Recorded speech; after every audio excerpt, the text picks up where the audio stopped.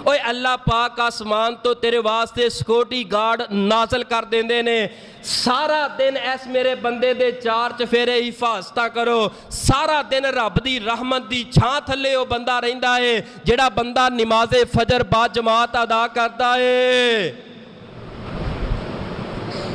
जाओ मुल्तान दी मसाजद दा चक्कर लाना शुरू कर दो। फजर दे वक्त किन्ने नमाजी होणगे? ओही 5 4 10 नमाजी जेड़े बाबे नमाजी होणगे। बाकी नौजवाना दी जवानी टिकटॉक खा गई, नौजवाना दी जवानी सोशल मीडिया खा गया, नौजवाना दी जवानी मोबाइल खा गया। ओ जेड़ा नौजवान रात दे 2-2 बजे तक मोबाइल नूं वेंदा रहे, मोबाइल दी बेहयाई नूं वेंदा रहे, मोबाइल दा इस्तेमाल करता रहे, ओ सुबह दे वक्त फिर फजर वेले मुसल्ले ते नहीं आ सकदा, बल्कि उस जेड़ा ना 7 8 10 बजे तो पहले नहीं उठेगा।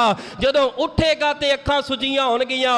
जदों सुजियां अखां मैं वेखना वा तो मैनूं नबी पाक दी जिंदगी दा वो वाकया याद आ जाता है। अम्मी आयशा फरमांदियां ने नबी पाक सारी रात दा क़याम करदे, एडा लंबा क़याम करदे, एडा लंबा क़याम करदे, पैरां ते वरम पै जांदा। मैं क्या 1500 साल तो बाद 2025 दे अंदर उस नबी दे नौजवान उम्मतियां दी हालत की है? सारी सारी रात मोबाइल वेख के सौ के अखा सजांदे ने।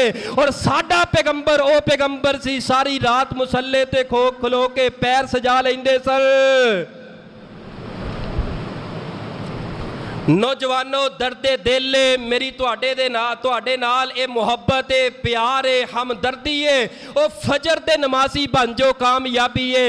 रियालां डॉलरां दौलतां दे अंदर कामयाबी नहीं, बल्कि फजर नूं लाजम पकड़ना तेरा काम है।